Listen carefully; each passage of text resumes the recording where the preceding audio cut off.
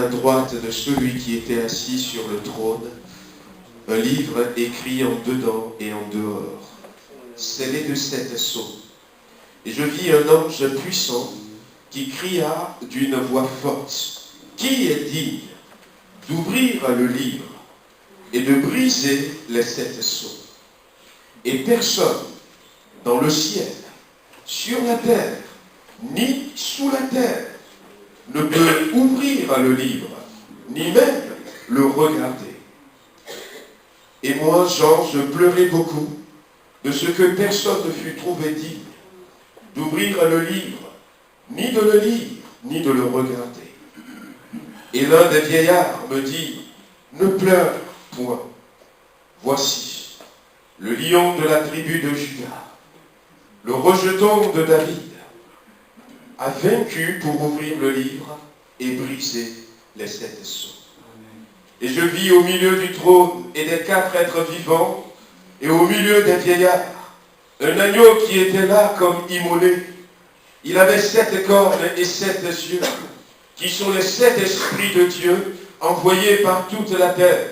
Il vint et il prit le livre de la main droite de celui qui était assis sur le trône. Et quand il eut pris le livre, les 4 êtres vivants, les 24 vieillards, se prosternèrent devant l'agneau, tenant chacun une harpe et des coupes d'or remplies de parfums, qui sont les prières des saints. Et ils chantaient un cantique nouveau en disant, « Tu es digne de prendre le livre et d'en ouvrir les sceaux, car tu as été immolé et tu as racheté pour Dieu par ton sang des hommes de toutes tribus, de toutes langues et de tout peuple et de toute nation. Tu as fait d'eux un royaume et des sacrificateurs pour notre Dieu, et ils régneront. » Amen. C'est ça notre Jésus. Amen. C'est là notre Jésus. C'est là son autorité. Sa dignité a été proclamée dans le ciel. La Bible dit dans le ciel, sur la terre, et même sous la terre, personne n'a été trouvé digne. C'est pour ça que nous le louons.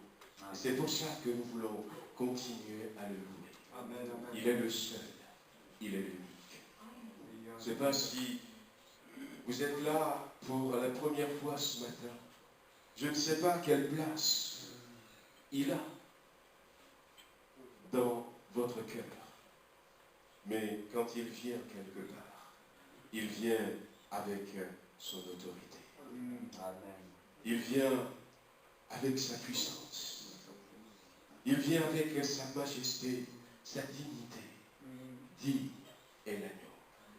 Voyez-vous, ce ne sont pas que des paroles belles que nous chantons, mais c'est la vérité qui est proclamée aussi. Amen.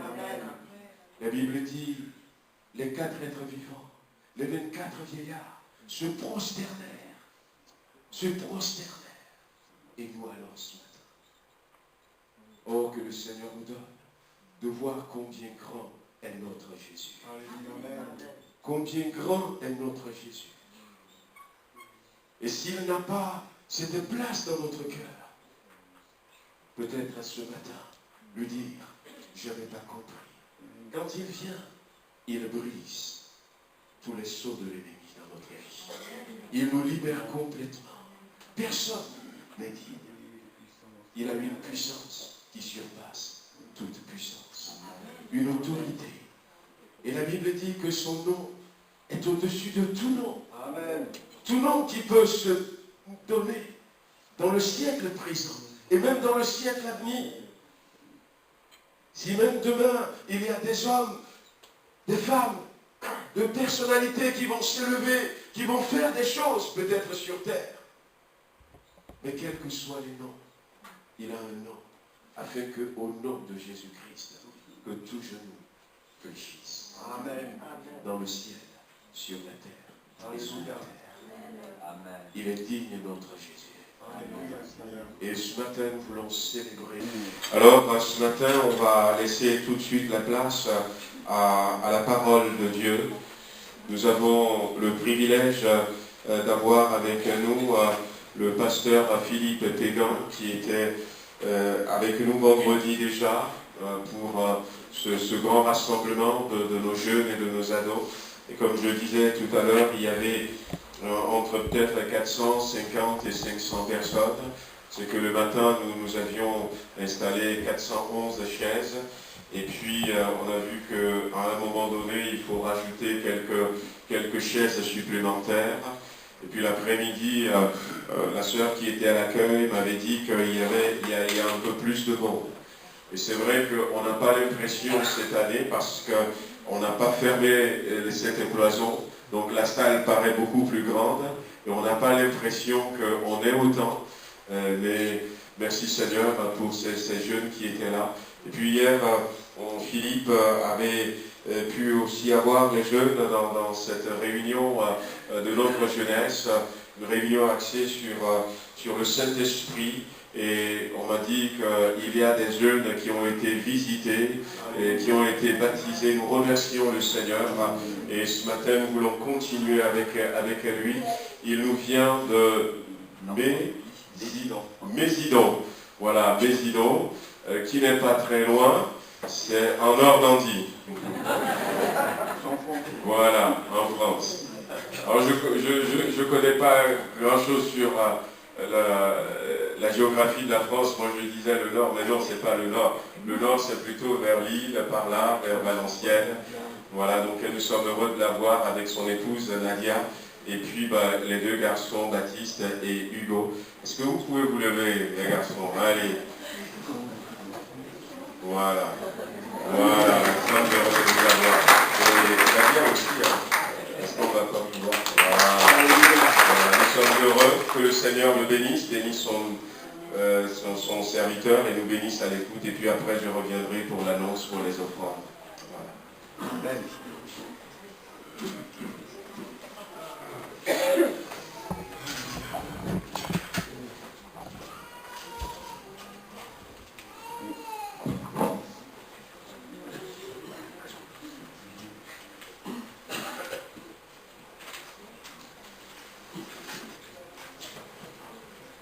Seigneur notre Dieu, ces moments t'appartiennent, Seigneur. Nous voulons que ce lieu soit le lieu de la manifestation de ta gloire, Jésus. Amen. Nous te bénissons parce que c'est toi qui bénis, Seigneur. Tu as béni tous ces jeunes et tu veux bénir aussi ton Église ce matin. Tu veux bénir les jeunes, mais tu veux également bénir les moins jeunes. Tu veux bénir tout ton peuple, Seigneur Jésus. Et je crois que tu as des choses encore à communiquer ce matin. Seigneur, sois vraiment le centre de ce moment, Jésus. C'est vrai que nous l'avons entendu, tout pouvoir t'a été donné dans le ciel et sur la terre. Nous voulons encore te glorifier, te bénir, ô qui tu es. Merci Seigneur de bénir ta parole, Jésus. Que tu puisses déjà préparer le cœur de ton peuple à recevoir ce que tu veux lui donner, Seigneur Jésus. Que nos cœurs soient ouverts, Jésus. À toi toute la gloire, dans le beau nom de Jésus. Amen. Gloire au Seigneur. Amen. Je suis heureux d'être avec vous et merci pour l'invitation de votre pasteur, Lolo, de son épouse. Nous avons mangé avec eux hier midi. C'est vraiment une joie d'être là avec vous. Merci tout particulièrement aussi à Lydie, Pascal. On a été bénis aussi chez eux. Elle est belle, la famille de Dieu. On est frères et sœurs en Christ et c'est merveilleux lorsque nous changeons de région. Nous retrouvons des frères et des sœurs. Merci un Seigneur. Alors comme je le disais, vraiment le désir de Dieu, c'est de bénir son peuple. Le désir de Dieu ce matin, c'est de vous bénir, de bénir l'Église. Dieu veut toujours manifester sa gloire, sa puissance, sa présence au milieu de son peuple. Le Dieu que nous servons est un Dieu vivant. Alléluia.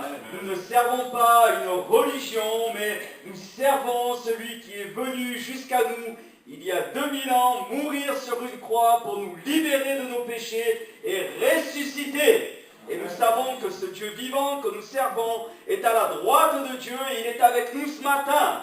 Il est présent par son esprit et son désir, c'est de visiter nos cœurs. L'important, c'est que nos cœurs soient ouverts. Parce que c'est vrai que Dieu ne nous donnera pas ce que nous ne voulons pas. Mais si tu as envie de vivre la bénédiction de Dieu ce matin dans ta vie, alors sache que Dieu veut te bénir.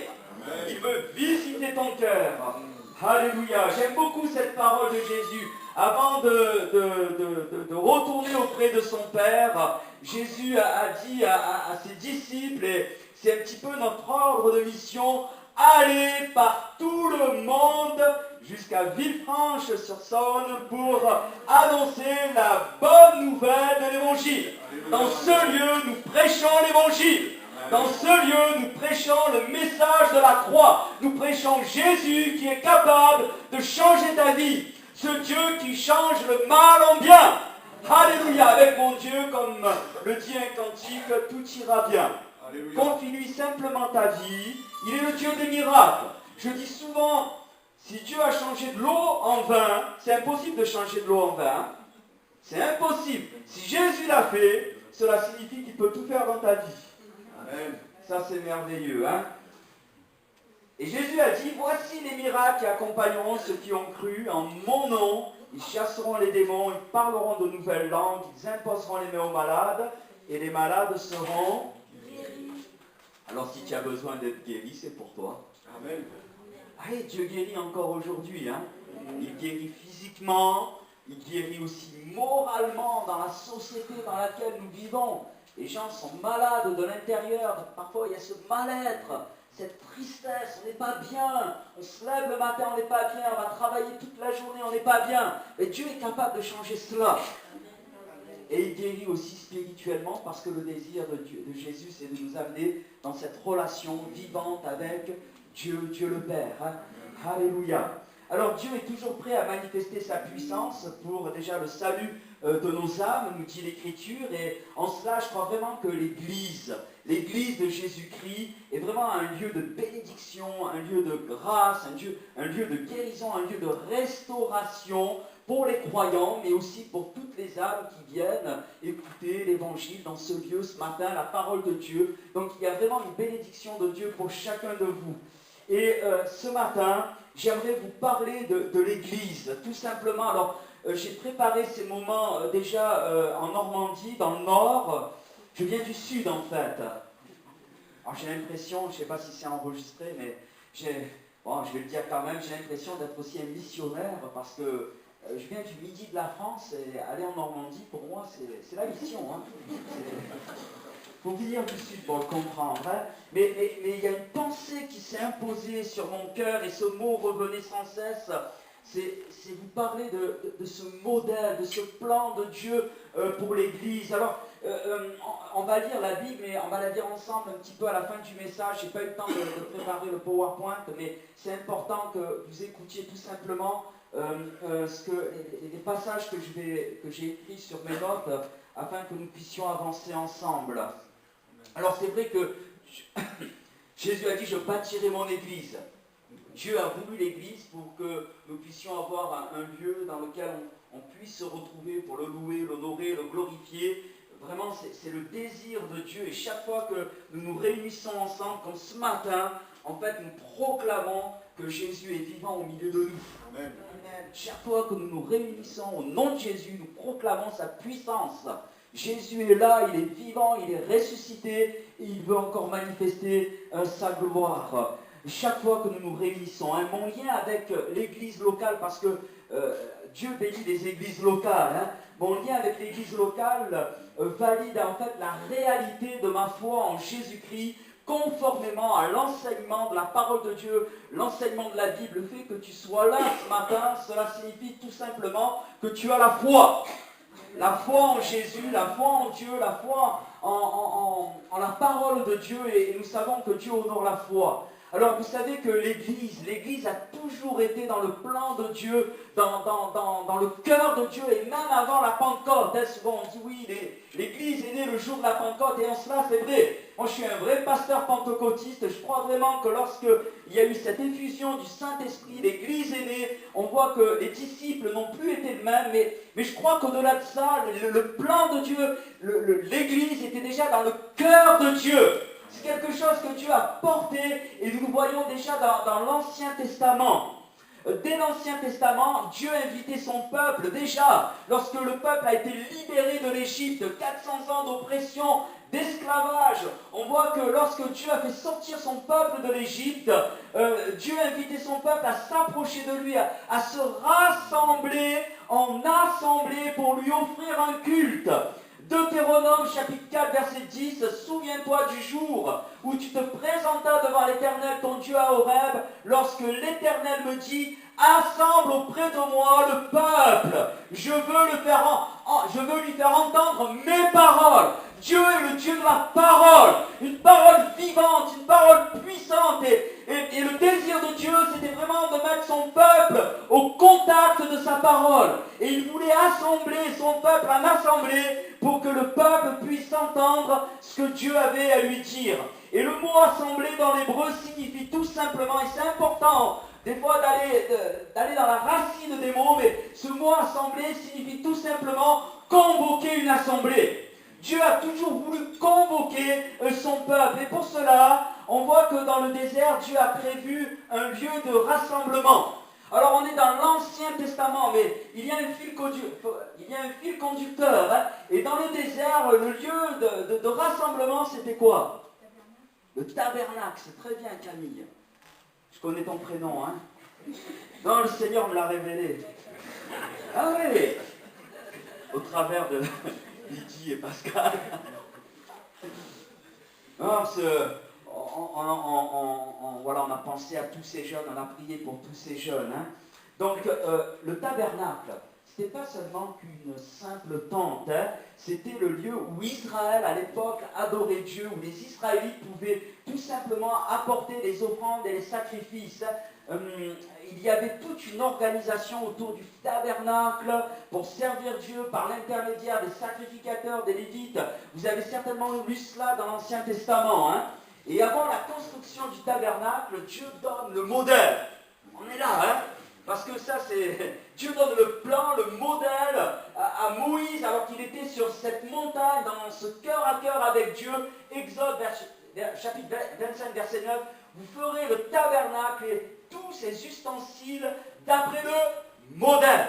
Le modèle que je vais te montrer, Exode 25, 40. Regarde, et fais d'après le modèle qui t'est montré sur la montagne. Exode 26, 30. Tu dresseras le tabernacle d'après le modèle qui t'est montré sur la montagne. Exode 40, verset 16. Moïse fit tout ce que l'Éternel lui avait ordonné. Il fit ainsi. Lorsque Moïse était sur la montagne dans la présence de Dieu, il va recevoir toutes les instructions concernant la construction du tabernacle.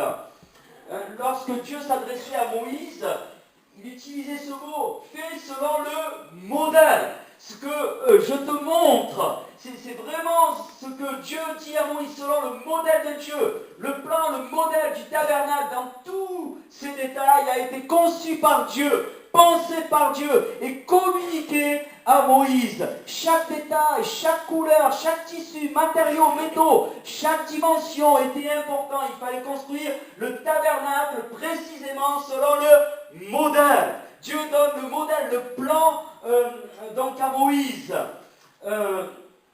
Nous savons d'après la Bible que le tabernacle, alors là j'ouvre une parenthèse bien évidemment, que le tabernacle terrestre était un type, une image du tabernacle céleste, de ce qui se passe dans le ciel, hein, d'accord? C'était juste une représentation, une image. C'est la raison pour laquelle déjà dans la lettre aux Hébreux, il est écrit « Aie soin de tout faire d'après le modèle ». C'est rappelé aussi dans le Nouveau Testament qui t'a été montré sur la montagne. Hein. Il fallait que les choses soient conformes selon le modèle de Dieu. Et c'est ainsi que Moïse, l'homme de Dieu, acheva l'ouvrage. Alors, qu'est-ce qui s'est passé? Parce que tout était conforme à ce que Dieu avait demandé, la Bible nous dit que la présence de Dieu, sous une forme visible, la nuée, est descendue dans le tabernacle. Et c'est bien ça le plus important, la présence de Dieu à un tel point que même Moïse n'a pas pu rentrer dans la tente. Mais la gloire de Dieu se manifestait dans le tabernacle. Moïse ne pouvait pas entrer dans la tente d'assignation parce que la nuée restait dessus et que la gloire de l'Éternel remplissait le tabernacle. Oh là là, ça devait être merveilleux, hein? Non? Alors bien sûr, si je vous dis cela ce matin, le but c'est pas de faire une étude sur le tabernacle, hein? Ça prendrait vraiment trop de temps, mais j'aimerais juste retenir l'expérience spirituelle, la pensée de Dieu pour vous ce matin. Parce que notre désir, c'est que l'Église de Jésus-Christ soit remplie de la présence de Dieu, de sa gloire. C'est vraiment notre désir, hein, que l'Église puisse marcher dans cette puissance, dans cette dimension de la présence de Dieu au milieu de son peuple. Désormais, par cette construction, le tabernacle était le lieu dans lequel Dieu demeurait. Puis, il y a eu la construction du temple. Donc il y a eu le tabernacle a accompagné le peuple jusqu'à Canaan, il y a eu la conquête. Moi, Josué, j'aime beaucoup ce livre. Il y a vraiment des choses pour nous aujourd'hui. Et après, il y a eu la construction du temple à Jérusalem. Et c'est toujours selon le modèle de Dieu. 1 Chronique, chapitre 28, verset 11, David donna à Salomon, son fils, le modèle. Du portique et des bâtiments, des chambres du trésor, des chambres hautes, des chambres intérieures et de la chambre du propitiatoire. Il lui donna le modèle, le plan de tout ce qui avait été révélé par l'Esprit. Tout cela a été révélé à David par l'Esprit de Dieu, touchant les parvis de la maison de l'Éternel. Et comme Moïse, on a le même schéma. Dieu communiqua à David le modèle, le plan du temple pour sa construction, et cela dans tous ses détails. C'est vraiment par révélation divine que David a eu connaissance du plan, du modèle pour la construction du temple d'après ce que l'Esprit lui avait révélé. Il n'y avait aucune place à l'improvisation. Hein. Je fais ce que je veux. Hein. Tiens, c'est sympa, on va peindre de cette couleur. Non. Chaque détail était important dans la construction du temple d'après ce qui lui avait été révélé par l'Esprit. Aucune place à l'improvisation. Le plan de Dieu comprenait même le service des sacrificateurs et des Lévites. Et lorsque la dédicace du temple a eu lieu, qu'est-ce qui s'est passé? Qu'est-ce qui s'est passé? Ouais, la présence de Dieu. La présence de Dieu qui a rempli de sa gloire le temple à un tel point que même le sacrificateur ne put rentrer dans le temple. Oh, ça devait être merveilleux. Lorsque Salomon eut achevé de prier, le feu descendit du ciel et consuma l'holocauste et les sacrifices, et la gloire de l'Éternel remplit la maison. Les sacrificateurs ne pouvaient entrer dans la maison de l'Éternel car la gloire de l'Éternel remplissait la maison de l'Éternel. Parce que tout était conforme, selon le plan, selon le modèle de Dieu. Et la présence de Dieu se manifesta puissamment dans le temple. La gloire de Dieu remplit le temple pour que Dieu puisse remplir le temple. Comme pour le tabernacle, il fallait que le lieu soit conforme à ce que Dieu avait prescrit, au modèle. Mais aussi, écoutez bien, hein, il fallait aussi que le cœur de son peuple soit conforme à ce que Dieu voulait. Eh oui, parce que Dieu ne bénit pas des lieux, il bénit des personnes. Et oui, Dieu ne bénit pas des lieux, des pratiques, des rituels. Non, Dieu bénit des personnes. Parce que la Bible nous dit que Dieu regarde à nos cœurs. Il voit ce qu'il y a dans nos cœurs. C'est vrai qu'on peut prier, on peut chanter, on peut faire beaucoup de choses. Mais Dieu regarde au cœur. Alléluia! Alors, je continue, vous avez compris un petit peu la pensée. Nous savons que le temple de Jérusalem, sous ses trois formes historiques, au temps de Salomon, au temps de Zorobabel, je passe vite, au temps du roi Hérode, a été construit, détruit, reconstruit et entièrement détruit en l'an 70 par les Romains. Ça, c'est de l'histoire. Aujourd'hui, il ne reste plus rien du temple de Jérusalem, si ce n'est le mur de soutènement de l'esplanade à Jérusalem dans le mur ouest, qu'on appelle le mur des Lamentations. Aujourd'hui, il ne reste plus rien du temple. Plus rien. Et on voit que finalement, Dieu ne s'attache pas aux choses matérielles. Dieu ne s'attache pas à cela, mais comme je vous le disais, Dieu regarde au cœur. Il regarde au cœur de son peuple. Et lorsque le cœur, et ça c'est important, lorsque le cœur des Israélites s'est détourné de Dieu, qu'est-ce qui s'est passé? La gloire de Dieu est partie. Il y avait encore les locaux, il y avait le mur, il y avait le temple, il y avait encore les rites et les rituels de l'Ancien Testament, mais sauf que Dieu n'était plus là. La présence de Dieu avait quitté le temple parce que le cœur du peuple s'était détourné de Dieu. C'est ce que le prophète rappelle. Ce peuple m'honore de ses lèvres, mais son cœur n'est plus avec moi. Son cœur s'est détourné de moi. Il manquait l'essentiel dans la pratique du culte. Et Dieu n'était plus là. Le temple de Jérusalem n'existe plus. Mais il y a toujours un lieu où nous pouvons adorer Dieu. Et ce lieu, c'est ici. C'est mieux qu'Israël. C'est mieux que le temple. Parce que le véritable temple, il n'est pas fait avec des pierres en pierre, mais avec des pierres vivantes. Amen.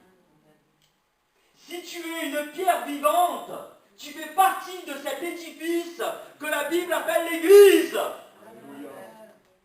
Ça, c'est l'enseignement de ce que nous dit la parole de Dieu. C'est ainsi que Jésus construit son Église. Bon, c'est bien d'avoir des locaux, surtout quand il pleut. Mais l'important, c'est vous, en tant que pierre vivante. C'est ce que la parole de Dieu déclare. Et ce qui fait autorité dans notre vie, c'est ce que Dieu dit dans sa parole. Les pierres vivantes. Le véritable temple n'est pas terrestre, mais le véritable temple, le véritable sanctuaire, est le lieu où siège Dieu, c'est-à-dire dans le ciel. Le vrai temple, il se trouve là, en haut, dans le ciel. Et la nouvelle alliance en Jésus-Christ, le plan de Dieu désormais est de nous introduire dans le ciel, dans cette dimension du culte, pour adorer Dieu. En Jésus-Christ, je peux désormais m'approcher du trône de la grâce de Dieu. Je peux venir dans la présence de Dieu. C'est juste incroyable, spirituellement. Pour cela, vous savez que Jésus est descendu du ciel en revêtant notre humanité pour nous faire entrer dans une alliance nouvelle. D'accord? L'auteur de la lettre aux Hébreux va même parler d'une alliance meilleure, plus excellente que tous les rites de l'Ancien Testament, parce que la nouvelle alliance repose désormais pleinement sur ce que Jésus a accompli pour chacun de vous ce matin, en vous libérant du péché, pour vous introduire dans une autre dimension du culte, dans la présence de Dieu. Lorsque Jésus est mort sur la croix, vous vous souvenez ce qui s'est passé dans le temple de Jérusalem? Le voile s'est déchiré du haut jusqu'en bas, montrant ainsi que par Jésus-Christ, désormais, on peut s'approcher de Dieu. L'accès est ouvert. On peut venir ce matin tout simplement dans la présence de Dieu par Jésus-Christ et recevoir ce que le Seigneur veut nous communiquer. Plus besoin de faire des sacrifices. Hein. Ça serait ridicule hein, d'aller continuer les pauvres animaux à sacrifier les animaux. Ça ne sert à plus rien, puisque Jésus est le sacrifice parfait. Il est l'agneau de Dieu. Amen. C'est magnifique. Lorsque Jésus est entré dans le véritable temple, en tant que souverain sacrificateur, il a présenté son propre sang. Pas le sang des animaux. Ça, c'était que l'ombre des choses à venir. Pour préparer justement la venue de Jésus. Non, le Fils a présenté son propre sang.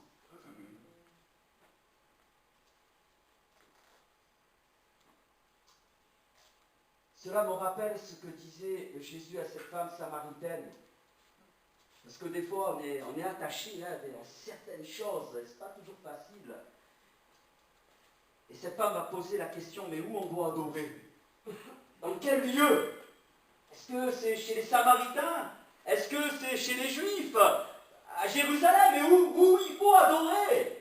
Et Jésus lui dit, femme, lui dit Jésus, crois-moi, l'heure vient où ce ne sera ni sur cette montagne, ni à Jérusalem que vous adorerez le Père. C'est Jésus qui le déclare. Mais l'heure vient, et elle est déjà venue, où les vrais adorateurs, ceux qui vont rendre véritablement un culte à Dieu, adoreront le Père comment? En esprit et en vérité. Et Jésus ajoute, ce sont là les adorateurs que Dieu cherche en esprit et en vérité. J'aime bien ce mot vérité parce que Dieu aime l'authenticité. Dieu regarde au cœur, en vérité.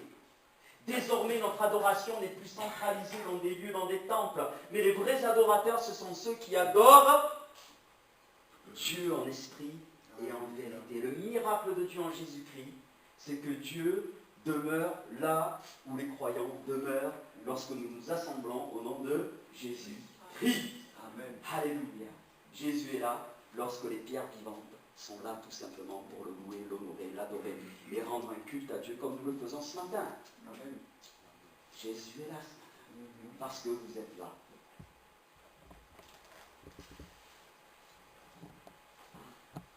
Comment cela est possible qu'un Dieu si puissant peut habiter dans un cœur si petit? Comment cela est-il possible que ce Dieu créateur des cieux et de la terre puisse habiter dans un cœur si petit comme le mien? Vous avez la réponse comment? Comment Dieu habite en nous? En esprit, par le Saint-Esprit. D'accord? Je ne vais pas refaire la prédication des jeunes, mais je rappelle que le Saint-Esprit est Dieu. Amen. Croyons en Dieu le Père, Dieu le Fils, Dieu le Saint-Esprit. Il n'y a qu'un seul Dieu. D'accord? Le Saint-Esprit est une personne. C'est la personne de Dieu qui vient en nous, tout simplement faire sa demeure. C'est ce que Paul rappelait dans ses lettres. Ne savez-vous pas que votre corps est le temple du Saint-Esprit qui est en vous, que vous avez reçu de Dieu et que vous ne vous appartenez point à vous-même? 2 Corinthiens 6,16, car nous sommes le temple du Dieu vivant. C'est incroyable, hein? C'est ce que les Écritures déclarent. Vous êtes le temple du Dieu vivant, comme Dieu l'a dit. J'habiterai et je marcherai au milieu d'eux, je serai leur Dieu, ils seront mon peuple. Éphésiens 2,22, en lui, vous êtes aussi édifiés pour être une habitation de Dieu en esprit. C'est merveilleux. Désormais, Dieu habite en nous, dans nos cœurs, par le Saint-Esprit, et en cela, il faut que nos cœurs soient conformes à ce que Dieu nous demande dans sa parole, au modèle de Dieu. D'accord? S'il y a du péché, ça ne va pas le faire. Hein? Le Saint-Esprit ne se mélange pas avec l'esprit de Jézabel. Hein? La lumière ne se mélange pas avec les ténèbres. Hein? En général, la lumière fait fuir les ténèbres. Hein? Et il faut quand même que nos cœurs soient conformes à ce que Dieu nous demande, puisque Dieu regarde à nos cœurs. Hein? Donc à partir du moment que voilà, tout est réglé devant le Seigneur, ben, le Seigneur vient dans notre vie par l'action du Saint-Esprit. Et c'est dans cette dimension que la puissance du Saint-Esprit se manifeste tout simplement dans nos vies. Quand je dis la puissance, c'est vraiment la présence de Dieu qui se manifeste en nous par le Saint-Esprit. Lorsque nous réalisons qu'en Jésus-Christ, Dieu habite en nous par le Saint-Esprit, nous voulons, comme Paul le disait, offrir nos corps comme un sacrifice, non pas mort, mais vivant, saint, agréable à Dieu, ce qui sera de notre part, lorsque nous adorons Dieu en esprit et en vérité, un culte raisonnable. C'est le culte que Dieu attend de chacun de vous ce matin, qui attend, que le Seigneur attend aussi de moi. D'accord ?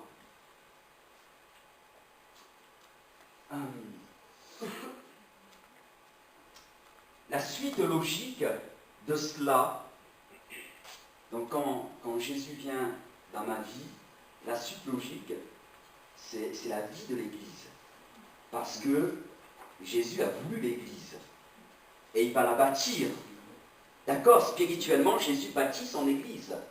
Il ajoute à l'Église ceux qui sont sauvés. Mais il y a aussi un plan, un modèle, une organisation que Dieu a prévue. Il ne faut pas que nous fassions n'importe quoi aussi. Donc Dieu est prévoyant. Ensemble, nous formons le temple saint dans le Seigneur. Et ce temple qu'est l'Église, vous l'avez compris, il n'est pas constitué de matériaux terrestres, mais il est constitué de pierres vivantes. Toute l'Église, finalement, repose sur la pierre angulaire qui est Jésus-Christ, puisqu'il en est l'architecte et le constructeur, et ensemble, dans cette unité de cœur et d'esprit, nous nous élevons pour être un temple, d'accord, saint dans le Seigneur. En cela, l'Église, désormais, est le lieu dans lequel Dieu réside, où Dieu demeure. À partir du moment que nous nous assemblons au nom de Jésus, Jésus est là. Jésus est Dieu. D'accord ? Dans son incarnation, en tant que Fils, mais Jésus est Dieu. D'accord. Pour que le Saint-Esprit se manifeste puissamment au milieu de nous, dans nos rassemblements, dans l'Église, il est important que nos vies, nos cœurs soient conformes aussi à ce que Dieu nous demande, à sa parole. En fait, le tabernacle et le temple n'étaient que la préfiguration de ce qu'on vit aujourd'hui. C'était qu'une ombre. L'ombre des choses à venir. Une ombre, ça passe. Mais Dieu, en cela, préparait déjà son plan de salut. Tout ce que l'Ancien Testament nous montre, finalement, est là pour nous conduire à Jésus. À Jésus. Mon frère et ma sœur, à Jésus ce matin. Toute la Bible nous parle de Jésus. De la Genèse à l'Apocalypse. Il est le Dieu vivant. Pour que le Saint-Esprit se manifeste puissamment au milieu de nous dans nos rassemblements, il est important que nos cœurs soient conformes à ce que Dieu nous demande dans sa parole. C'est le modèle. Est-ce que vous connaissez le modèle de l'Église ? Qu'est-ce que Dieu veut pour son Église? Alors là, on va lire la parole de Dieu. Et j'aimerais vraiment que vous reteniez cela. Je vous rappelle que des choses que vous savez. Hein. Je suis qu'un porte-parole. Je veux vraiment apporter ce que le Seigneur a mis sur mon cœur. On va le lire dans Actes, chapitre 2, verset 41. Actes, chapitre 2, verset 41.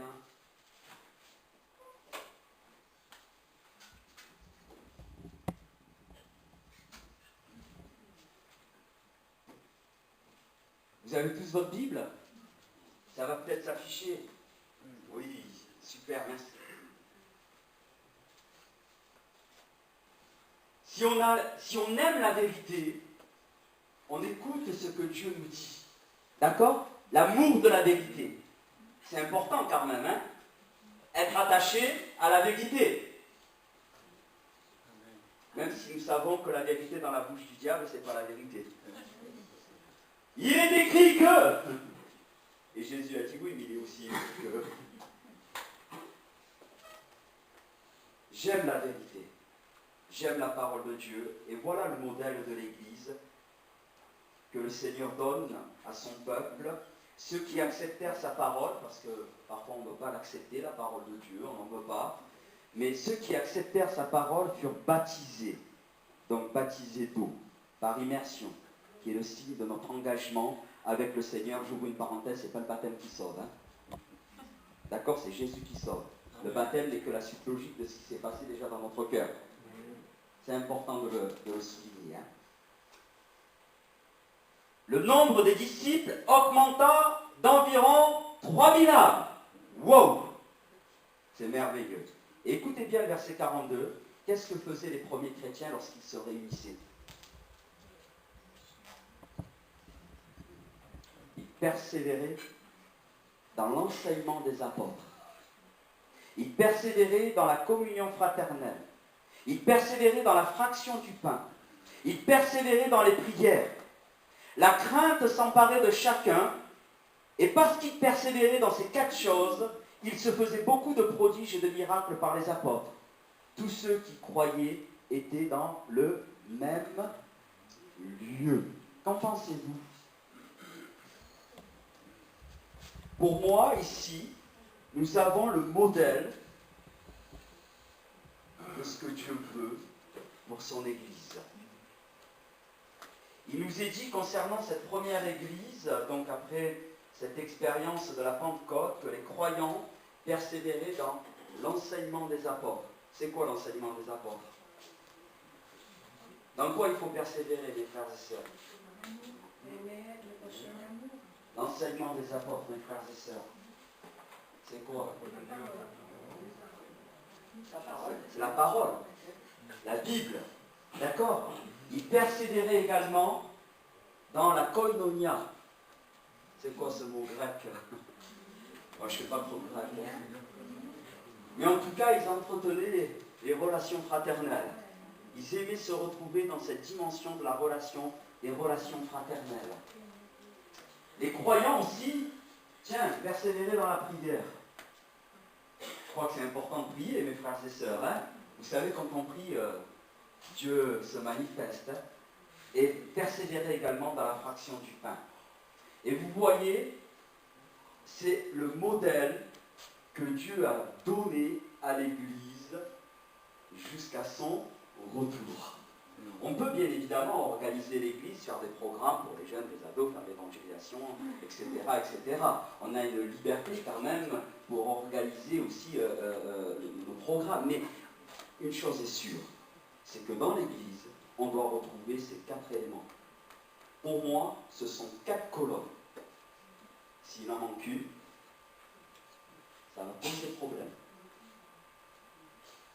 La première colonne, c'est l'enseignement des apôtres. Pour nous, c'est l'enseignement de la Bible. La Bible doit être au centre de nos rassemblements. C'est ce qui va permettre de nourrir votre foi. Il faut que votre foi soit fondée sur le roc et non pas sur du sable. Dieu veut faire de chacun de vous des croyants solides et pas des croyants emportés par tout vent de doctrine, par la ruse, la tromperie, la séduction. Hein. Non, la parole de Dieu. Et vous savez, il y a une puissance, il y a une force lorsque nous proclamons la parole de Dieu. Parce que la parole de Dieu, c'est Dieu qui parle. La foi, elle vient de ce que l'on entend. Et ce que l'on entend vient de la parole de Christ, de l'évangile, c'est-à-dire de la parole de Dieu. Et en cela, la Bible nous dit que toute l'écriture est utile pour nous enseigner. Toute. Et aussi, lorsque cela est nécessaire, nous corriger. Afin que tout homme et toute femme soit propre à toute bonne œuvre. Parce que le but de la parole de Dieu, c'est de nous rendre meilleurs. Pas pire, bien évidemment. La parole de Dieu. Deuxièmement,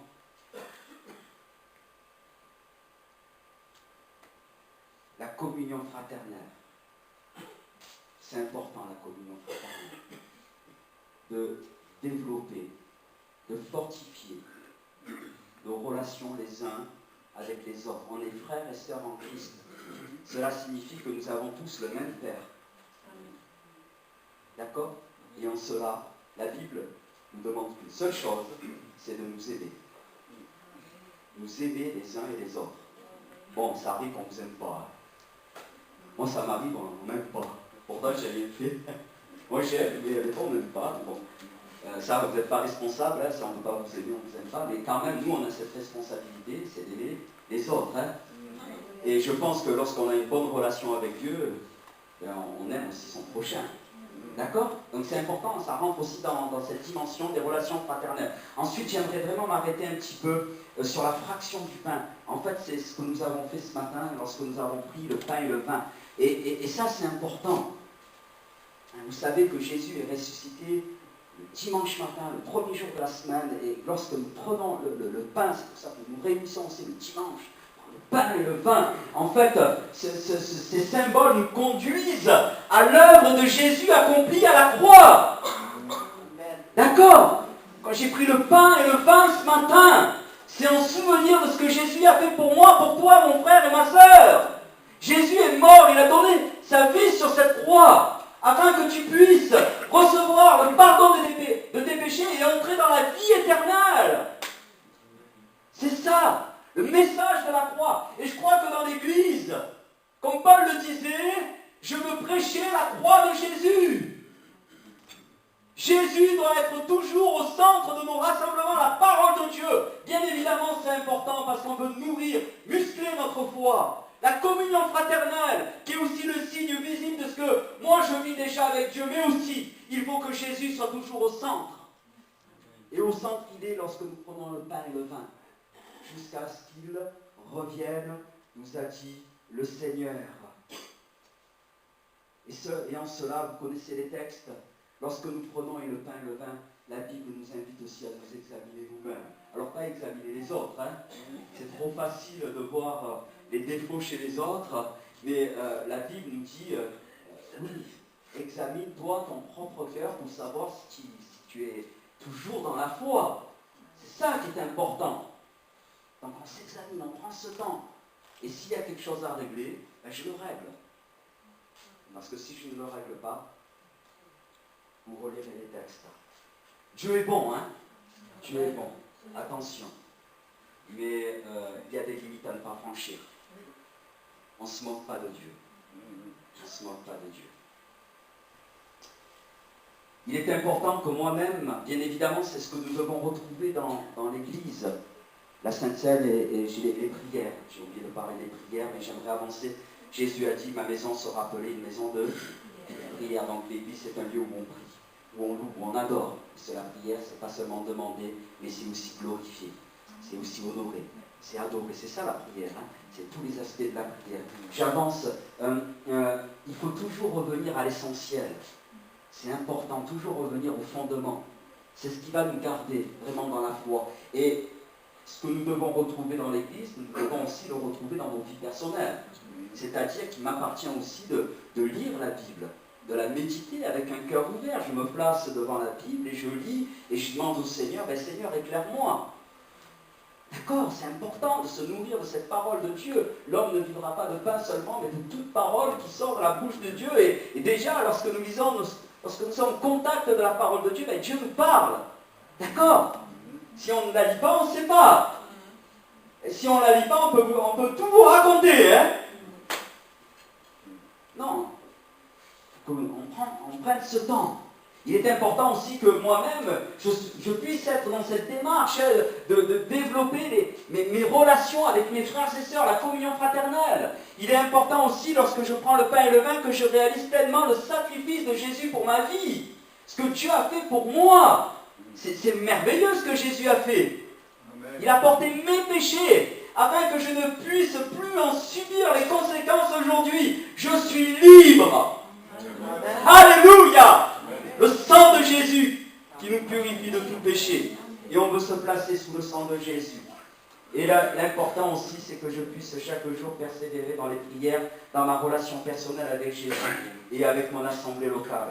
Chaque chrétien participe à la vie d'Église en vue du service de Dieu, en développant tout simplement sa vie spirituelle. C'est-à-dire que lorsque toi tu vas grandir, ben, l'Église va grandir. Amen. Plus tu vas laisser de place dans ta vie au Saint-Esprit, plus l'Église va grandir, plus l'Église va se développer, parce que tout est lié à ce que tu es déjà à la base une pierre vivante. Amen. Dieu n'est pas le Dieu des morts, mais il est le Dieu des vivants. Et en Christ, tu es vivant. D'accord? Lorsque nous nous conformons à ce que Dieu nous demande, l'Église vit dans la puissance du Saint-Esprit. Et je crois là que c'est important que nous puissions entrer dans cette dimension du surnaturel de Dieu. Comme je vous l'ai dit, je suis vraiment un pasteur pentecôtiste. 100% pentecôtiste. Je suis tombé dans la marmite. J'ai pu voir ce que le Seigneur a pu faire déjà au travers des signes, des prodiges et des miracles. J'aimerais dire simplement que Jésus, ce que Jésus faisait il y a 2000 ans, il le fait encore aujourd'hui. Amen. Si tu as besoin d'être guéri ce matin, le Seigneur peut te guérir, mon frère, ma soeur. Ce n'est pas le pasteur qui va te guérir. De toute façon, la Bible nous dit que Dieu ne donnera jamais sa gloire à un homme. C'est pas le pasteur qui guérit. Nous, on impose les mains au nom de Jésus. Je me souviens, lorsque Pierre et Jean montaient ensemble pour l'heure de la prière, il y avait cet homme boiteux qui était là de naissance, 40 ans, qu'il était là assis. Et là, Pierre qui va le regarder, il va lui dire, mais je n'ai ni argent ni or, j'ai pas de sous à te donner. Regarde, mes poches, elles sont vides, hein. Mais ce que j'ai reçu du Seigneur, je te le donne. Au nom de Jésus-Christ de Nazareth, lève-toi et marche. Et cet homme s'est levé et il a marché. Dieu est capable toujours de le faire. Il est capable de guérir physiquement. Il est capable de guérir moralement. Il est capable de guérir spirituellement. Si tu as besoin d'être restauré ce matin dans ta vie, le Seigneur est capable aussi de te restaurer. L'Esprit Saint, c'est aussi l'esprit de consolation, le Paraclétos. Ce Dieu qui est capable de t'amener dans cette guérison intérieure. Si tu as besoin de vivre ce baptême dans le Saint-Esprit, le Seigneur est capable de te baptiser dans le Saint-Esprit ce matin. Amen. Tu peux vivre ce miracle. Il est où le Saint-Esprit, je disais aux jeunes? Il est où le Saint-Esprit? Vous avez bien compris, hein? C'est pour ça, hein? Il est où, Johan? Il est là. Quand je reçois Jésus, le Saint-Esprit vient dans ma vie. Ça, c'est la première expérience que la Bible appelle la nouvelle naissance. D'accord? Je nais de nouveau. Je nais à la vie d'en haut. Je nais à cette vie de Dieu, mais aussi la suite logique de cette expérience, c'est que je puisse vivre cette immersion dans le Saint-Esprit, qu'on appelle le baptême dans le Saint-Esprit. C'est vrai que le signe, c'est le parler en langue, mais le plus important, c'est pas le fait de parler en langue. Le plus important, c'est que Dieu m'introduit dans cette dimension de cette plénitude, de sa présence qui demeure en moi. Et là, je vais exprimer cela simplement en parlant en langue. C'est toujours de l'intérieur vers l'extérieur. C'est ce que Jésus a dit, si quelqu'un a soif, qu'il vienne à moi et qu'il boive, et des eaux, et des fleuves d'eau vive sortiront d'où? Du ciel. Non. De l'intérieur, littéralement des entrailles, sortiront. Est-ce que vous êtes prêts, si le pasteur me le permet?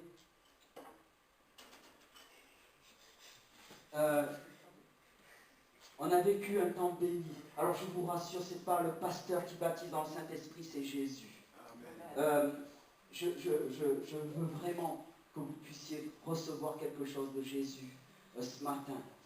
Si tu as besoin d'être baptisé dans le Saint-Esprit, crois que ce matin le Seigneur veut le faire pour ta vie. Tu n'as pas oublié. Peut-être que toi tu as oublié qu'il existe un baptême du Saint-Esprit, mais le Seigneur est capable de te baptiser dans le Saint-Esprit. Ce n'est pas au mérite qu'on est baptisé. Hein? D'accord? Il est prêt à le faire ce matin pour toi. Peut-être que tu as tout simplement besoin d'être renouvelé aussi dans la vie de l'Esprit. Vous savez, on est baptisé qu'une seule fois dans le Saint-Esprit, mais parfois, les choses ont tendance à diminuer, mais Jésus a dit qu'il n'éteindrait pas le lumignon qui fume. Peut-être que tu ressembles un peu à ce lumignon, tu dis, oh là là, Seigneur, tu t'intéresses plus à moi, sache que le Seigneur veut ranimer le feu dans ta vie, le feu de sa présence. Si tu as besoin peut-être de vivre une guérison, moi je crois que Jésus est capable de te guérir ce matin. C'est pas moi qui vais te guérir, mais je crois que le Seigneur confirme toujours sa parole par les signes, les prodiges et les miracles. Personnellement, j'ai béni dans ces choses-là tout petit, lorsque ma grand-mère me racontait les miracles qu'elle a pu vivre dans l'église, et aussi lorsque j'ai pu entendre des témoignages, et moi-même j'ai été témoin des fois de guérison. Je crois que la guérison elle est pour ce matin, simplement. Et avec donc le pasteur, on veut juste vous donner l'occasion d'être béni ce matin. On va, si vous êtes d'accord, on va prier pour vous. et vous allez être renouvelés ce matin. Est-ce que ceux qui ont fait chanter peuvent venir sur l'estrade? On veut proclamer, merci, on peut éteindre la vidéo.